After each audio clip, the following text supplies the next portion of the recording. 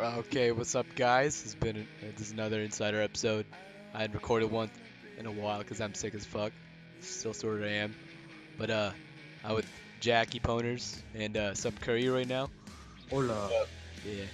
And today we're gonna be reviewing Granite. So gonna pull up the Foxhound page. Yeah. So Granite in a nutshell is a drama romance film. And Yeah. yeah. Well, I put romance in air quotes. Air quotes. I don't know Yeah. if I call it a romance. Yeah, completely. if this is your first Insider episode, there's gonna be spoilers. So all right. So air quotes.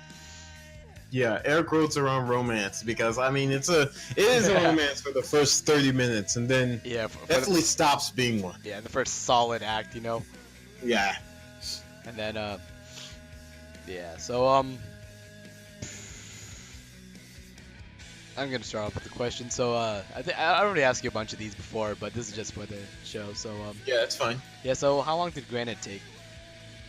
So Granite started production as I didn't even intend for it to be, a Roblox would or RFMC Foxhound movie, whatever. I didn't intend for it to be a Roblox movie. I wrote it in 2015 during one of my hiatuses from the community, and excuse me, I wrote it with the intention of it just being its own film, and yeah, I think I might have already said it, but it was in, I think, May 2015. And I let it sit for maybe 2 years before I came back to it and read it again.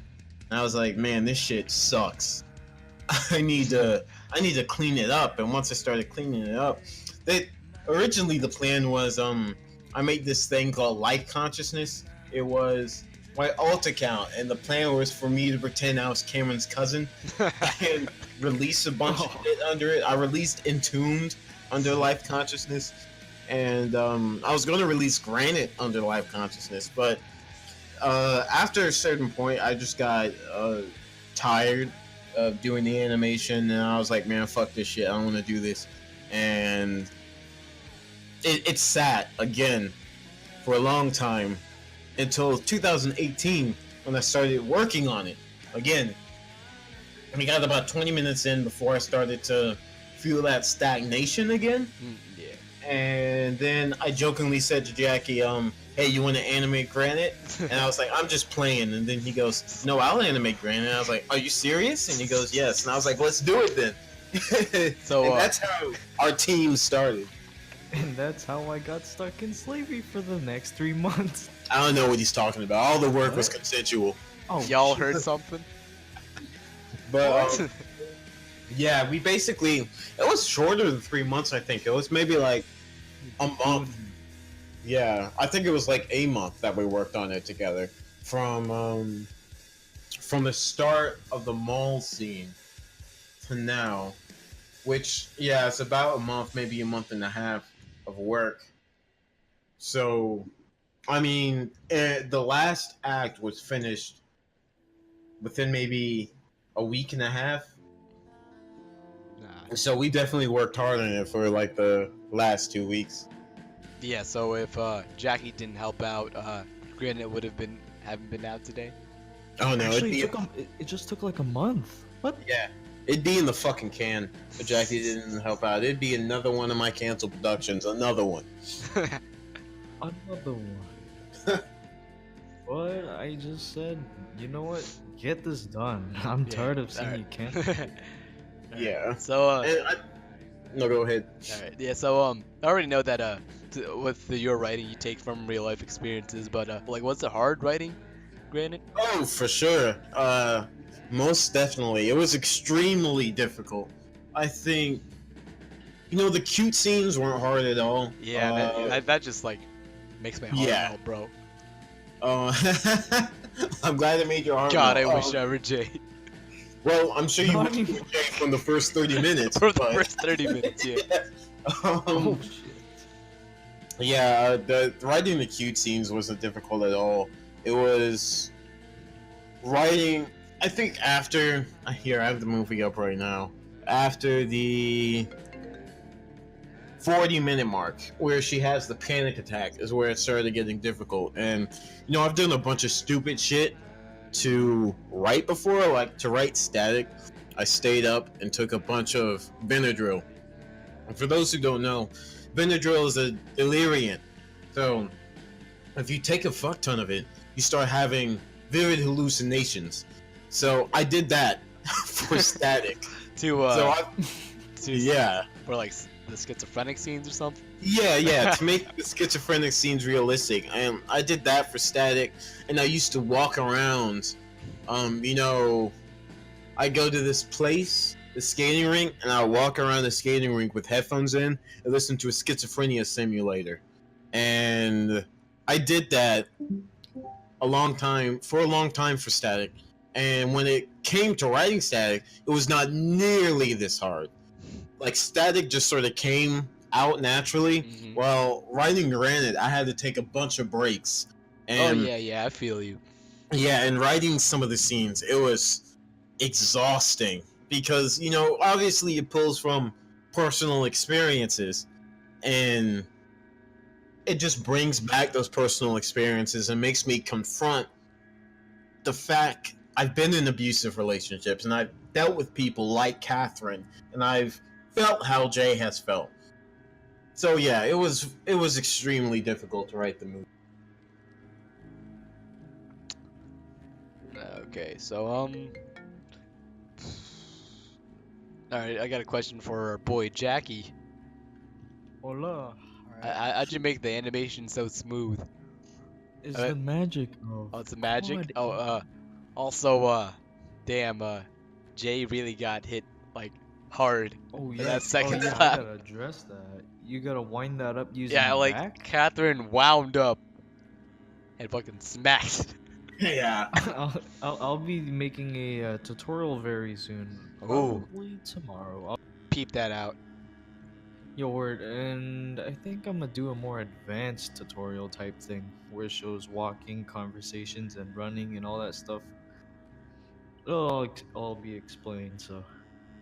Oh, cool. Keep an eye out, because I need that tutorial, because this, like I said, this movie would be in the shitter if it was not for Jackie. It was not for Jackie. Yeah. Yeah, It's so hard. Just grab a bunch of keyframes and throw them around. hey, so so how'd you like put the soundtrack together? So the soundtrack at the beginning, it was a bunch of stuff that reminded me of relationships. So brand new, Citizen, the kind of shit like two emo kids would listen to. Two 16-year-olds who like to sit outside wearing Converse and all black, and they're just That's in me their right emotions. now. Yeah, that kind of shit was what I really pulled from, because that's what it was originally. It was that kind of cute romance, and as time went on and the story developed into something more sinister, I picked tracks that I would get sad to in relation to these abusive relationships. Like there's a song in there by Giles Corey, who is completely out of element in the rest of the soundtrack, and the track is actually pretty quiet, where he's talking about how he's so depressed and isolated and by himself, and living in that house is just going to kill him. And it's in the scene where Jay's like pissed drunk and he falls out of his chair. So as time went on, just taking personal moments from my life and the songs I associated with them and throwing them onto the soundtrack and hoping maybe fit the movie. Yeah, so there's a couple songs from this one album called Hospice. So how much of an influence did that have? Hospice had a crazy amount of influence. The influence of Hospice is just palpable on it, because I knew I wanted to address the shit I had been through in the movie in some way, shape, or form, but Hospice is a concept album about an abusive relationship from the perspective of a nurse caring for a patient with bone cancer. And the nurse is the singer. He's the male who takes care of his girlfriend. And as the album goes on, it just lists out all these specific experiences that the songwriter went through. And as I was listening to that and hearing how much I related to it, it started to seep into my writing in a way. Hearing that narrative and hearing the narrative that was on Hospice just executed so well, it made me envious. I was like, man, I wish I had something like this. And so, you can see how much it influenced me in the movie when Jay holds up the vinyl. And he's like, holy shit, you'd never heard Hospice, blah, blah, blah. And, yeah, that was my reaction when I learned Jackie, and you had never heard Hospice. I was like, holy shit. So, obviously, if you listen to the album, you would hear a bunch of spoilers on it. So, I mean, if you know what happens in the movie and you go back and read the lyrics, some of that is just the exact same. Like, there's a lyric about how she would get angry at him and stomp out his door, then come back. She just did this almost every day. And if you watch Granite, you notice that she apologizes to him and gets angry at him, then hits him, then ignores him, then apologizes to him. Except it happens with her coming in and out of a house that he lives in, but it's not the house that they share like it is on Hospice. It's just the house that he lives in. Again. Yeah, I feel it. So, how'd you find Hospice? the story of finding Hospice is sort of a stupid one. Saw it on YouTube. I saw the cover art. I was like, I like that, and I listened to it. That's it. I found a lot of my favorite albums just by listening to them on YouTube and liking the cover art. So, yeah, that was it. And then I saved it on Spotify, and I listened to it the first time. I was like, hey, this is pretty good. I like it. Then I listened to it the second time. I was like, wow, this is really good. And then I listened to it the third time, and I was like busting the fucking nut. I loved it so much. So, yeah. Dude, yeah, actually, like, one of the songs I used, I deadass found it on a emo playlist for sad boy hours or something. I'm like, oh shit, I could use this. Yeah, and I mean, any avenue that you discover music is a useful avenue. Exactly. So, like, seeing it on YouTube was definitely it was a good coincidence. Yeah, I mean, what's it called? I mean, YouTube, yeah, I can get better recommendations, but Spotify sometimes it's like straight up pop punk, like not like. Yeah. Because on YouTube, some of the people that. Fuck, what am I trying to say? I would say if you have a certain taste in music, there's a lot of people out there who will share that taste. So even though Spotify just sort of automatically picks songs for you, like I fucking hate XXXTentacion, but I keep getting recommended him on all of my playlists. But, well, because of that, Spotify is not always going to accurately get your taste. Yeah. But, this Daughters album I listened to, You Won't Get What You Want, Spotify had never recommended it to me before. And I saw it on YouTube because the dude who uploaded it also uploaded Death Consciousness. Yeah, because like, I feel like... Go ahead. I forgot what I was going to say, but like, yeah, it's like more like people actually like, listen to the fucking music, like, I don't know how to put it to words, but yeah. Gackiepwners circumcision. On our way to Gackiepwners circumcision. Yeah. Alright. Music just connects to people in a certain way. Yeah. I think it depends on how their mindset is or how they're feeling that day. So, I mean, wait, so you get it. You listen to Simpsons. Wait, so Adam, did you expect like people like like me to connect with Granite? Fuck no. You didn't. Simply not that I'm saying like you, but just Yeah. I didn't. I also released the script to my friends on Instagram under a different name, so it couldn't be tracked or anything. Mhm. And You know, I didn't expect a response there either. The response that my friends gave me, and even, you know, some of my friends here in the community gave me, was to tell me their stories and the shit they have been through, and the Catherines that they dated and Yeah. Catherines that they knew. And Fuck you, that was really just humbling to yeah. hear. Because, like, I put my story out there, right? But I was not expecting other people to put their story out there and come to me and be like, "Yeah, this reminds me of someone I dated. They did this and this and this," or, you know, them coming to me and being like, "Damn, I really relate to Jay because of this and this and this," and that shit really just sort of, Hit home. yeah, it hit Yeah. home. It just putting that out there and it being so personal, and you know, being the movie is so personal that when Ben was typing his review, I was at work and I had to sit in the back because I was shaking from anxiety. That's how personal it was. Because I didn't know what he was going to say, and it was making me so nervous because this was such a personal film. If he was just like, "Yeah, Jay's a fucking moron," he'd basically be calling me a fucking moron. So that kind of stuff obviously made me pretty nervous. Yeah. And again, with the reaction here and the reaction on Instagram with my friends, I didn't expect either. I mean, I wrote it and I was like, I think this is pretty good. I think it's better than anything I've written so far. But that might just be me. It might be because I relate to it, blah, blah, blah. But, man, again, I was not expecting the kind of reaction I got. And I'm glad you can connect with it. And I'm glad people out there can connect with it because it's definitely a personal topic. Being abused, Yeah. it's a personal topic people don't want to talk about. And for people to come out, even in the review, I think Peanut Peter said he connected with it. And that's a scary thing to admit. And I admire him for admitting that in his review. And Ben admitted it in his review.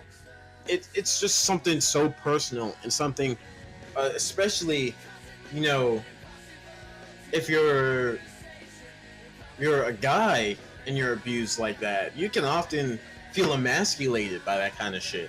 And so you push it down, push it into the back of your head, and you hear people come to me and say they relate to it. It's something else, dude. It's like a chain reaction, so Yeah. like me too. Yeah.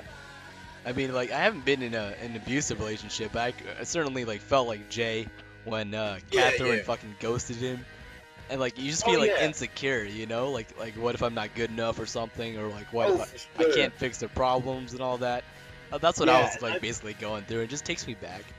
I think a lot of us can relate to having that sort of savior complex Yeah. that Jay had, where he's like, I have to save this person, and then the person, you know, ghosts you, or they ignore you for a long time, or they treat you like shit, or they do any of these things that you weren't expecting, because in your head, you're expecting, you know, I'm going to be here for this person, I'm just going to love them, and be their rock, and I'm not going to be that person that abandons them, and then it turns out that they're the one treating you like shit. Exactly, yeah. So, it's a rude awakening, and it's real. It's not one of those movies where Jay comes and cures her depression. It's one of those movies where, Jay is struggling. Wait, go ahead. It's happened to everyone at least. Yeah. It's one of those movies that's just real, and it could happen to anyone. And even if you don't relate to the whole abuse thing, you might relate to the shoe. You might not relate to the shoe. I'm trying to say you might feel like you've been in Jay's shoes before. That's what I'm trying to say. Yeah. You might feel like you've been in his shoes before, and like you've tried to save someone before, or you're worried you're not good enough because you were ghosted, or any of those different things. Yeah. Like, the ups and downs with, like, Jay and Catherine, like, really hit me, you know? Yeah. Like, here's a pretty hard question. Did Catherine really have to break Burst apart? No, she fucking didn't. Oh my! She did not have to break his record. She did not have to do that. She bought it with her own money. It was a gift Yeah, to she Jay. bought it with her own money, gave it to Jay, and then broke it just because she knew it made him happy. Like, damn. Congratulations, you That's played. really, like, you know. That Yeah, shit was God. straight up uncalled for. Jesus, dude. Yeah. So, Just like I know you take stuff from real life, so is Jason or and Jessica, are they based off of like any friends in real life? Or something? Yeah, for sure. So Jason is endpoint, almost to a T. I think Jason is probably more. He speaks in more Ebonics than endpoint does, or AAVE, whatever you want to call it. I don't know what's politically correct for that, but I'm black, so it doesn't matter. You know, I think he speaks in more Ebonics, and he's more gangsta than endpoint. But he's definitely mostly based off of him. And Jessica is based off of, she's a composite. You know, I remember Ben telling me he felt like he was Jessica, not in the sense that we got together in the end, but he was Jessica to me. Yeah, like a supporting friend. Yeah, like a crush. Yeah, because, you know, I tell him the type of shit she do. Like at one point, she broke up with me, ignored me for like 3 weeks, then got back with her abusive ex, and then lied to me about it. And Ben used to be like, "Oh, I don't know about that." Don't know about that one, cheap. Yeah, he'd be like, "I don't know if if that's good for you," and I'd be like, "Nah, I think it's okay." And he'd be like, "All right." And so, you know, I had a lot of friends that were alarmists like that, but to varying degrees. Like Ben would just be like, "I don't know about that," and other of my friends would be like, "She's a bully. Break up with her!" Ah! And they would lose their minds over it. But endpoint, he would just be like, he would be like, no, it's gonna be okay. Sure, she was being a dick, but you guys will be fine. I think you guys will work out. Blah blah blah. Just trying to reassure me. But, you know, neither Jason or Jessica are wrong for how they acted. They just were trying to comfort their friend in different ways. Yeah. Like there's certainly different viewpoints to the relationship. Yeah. Yeah. So, what about Jay's mom though? I'm not sure if we can say any of the jokes we've been saying about his mom. All we can say is I love my mom, bro. Yeah. Mind if you elaborate on Livia? Well, Livia, she's always been that sweet. In the original script, she was that sweet too. She's not based off my mom, but yeah, Livia is really nice. She's really sweet. Yeah, I guess there's not much more to her than that. She's just Jay's mom. She's what I think a mom is supposed to be. Yeah. Maybe you don't feel like you should let your kid get away with as much as she lets him get away with. But yeah. Yeah, she's a great mom. Yeah. I mean, I sort of connected with that since her mom and my mom have some things in common. You know, raising kids like single, and then you know, being sweet. Yeah. But like, she let me get away with quite a bit of shit. Yeah, and I think there's definitely. No, that's a point. That's a thought I haven't really fleshed out. I'm not gonna say that and make myself look like a moron. Yeah. Didn't you say, I want to be deep in the mommy guts? Anyways, what's the next question, Mark? Hey, you gotta answer that. What's the next question, Marcus? I don't know. I'm running out of questions. I'm hearing a slight buzzing in my ear. Huh? What? What? Next question. Yeah. Wait, so I'm just comparing this to Annabelle. This is like the only other romance film. Yeah. So you're saying that like this is like you know, like a better Annabelle, as you would say, or you know. Let me think. It's definitely Or I mean, like just a better film in general. You know? It's definitely a better film in general, but in comparison to Annabelle, first off, the roles are reversed. Yeah. In fact, it's crazy. I never thought about this. So, Annabelle is almost the complete opposite type of romance from Granite, because in Annabelle, she has an abusive mom. The main character is the girl, and her being sweet actually does sort of work to some extent. Yeah. Whereas in Granite, his mom is sweet as hell, was focused on the guy, and him being sweet just leads to him getting abused. So they're like complete. Damn. They're complete opposites. In that Yeah. sense. I mean, I felt like that Annabelle is like, I felt like too, like, I wouldn't say perfect, but I don't know how to put it. Annabelle as a character is a Mary Sue. Her flaw was that she's too idealistic, which is such a Mary Sue flaw. Yeah. So, yeah. Problem with Annabelle is that she's too perfect of a girl, because I wrote her as being my perfect girlfriend. Oh, So- yeah. The version of her I had was very idealistic, whereas Jay and Catherine, they're not just like that. Obviously, Jay and Catherine are completely different. Trying to come up with another question. How big is Jay's schlong? What? Wait, what? What? What? So, any more questions? Oh man, I'm trying to come up with more on the whim.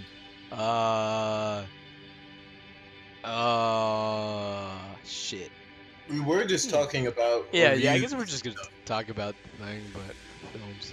Yeah, we were just talking about reviews. Yeah, And, yeah. The reviews we've had for it, and Yeah. Yeah, Peter said think it's a roller coaster of emotion, fantastic animation. Damn, Jackie, I'm jealous. Hole said he's like the best in the industry. I think Jackie and I were both floored at the response they got. And you know, one thing we brought up, and this is vaguely related to Granite. It's only related because Ben gave it a 10 out of 10, and you know what a 10 out of 10 means, and how different it is for every person, because you know, some of my favorite works that I think are a 10, not even necessarily a film, have flaws. Like, let's say, I'll bring up Hospice again. The track, how do you say it, Jackie? Atrophy? Atrophy? Yeah, Yeah, Atrophy? Atrophy. That track, I don't dislike it. I like it, but it's easily the worst song on the album. If I'm just listening to, Yeah, and that's the saying a album. lot. Hospice is a Yeah. really good album. yeah, it's phenomenal, and I think it's the worst song on the album. But it's not bad at all. It's not Yeah. bad by any means. And I still have Hospice as a 10 out of 10, even though I skipped that track a lot. And the reason I gave it a 10 is because I had such a visceral reaction to it. Like, when I listened to it, it really just hit me. It was like getting punched in the face with the fucking brick. That's how emotionally potent it was. Like punched in Me. the face by Catherine. Yeah. It's like getting punched in the face by your I emotionally just abusive- rewatched that scene as it like it just synced up, bro. Yeah. Yeah, so that's definitely what it feels like. And you know, I don't think something has to be perfect, has to be no flaws whatsoever for you to find it as a 10 out of 10. Because even though a 10 out of 10 sort of insinuates there's nothing wrong with it at all, that will Yeah. never be the case for anything. You will never have any piece of work that has no flaws whatsoever. It is objectively perfect. So I think, especially as a community, we don't have to be like super generous with the 10, but I think we should realize that it's all in taste.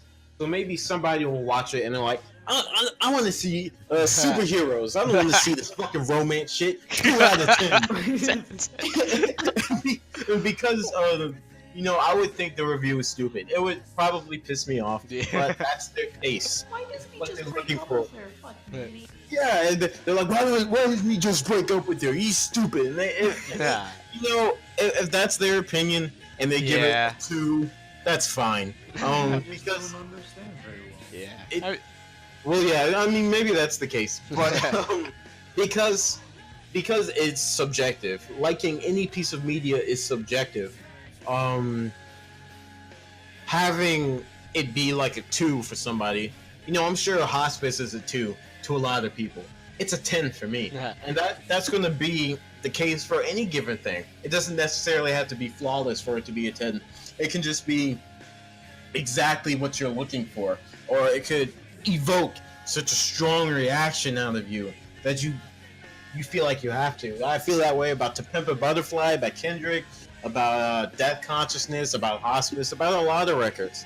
So, yeah, I think we're out of time, but this was a really productive conversation. Yeah. I'm glad we had it. Thanks, very cool. Yeah. Yeah, the viewers are gonna hate because we dead ass had like what, like a 15 to like 30-minute conversation before we started recording.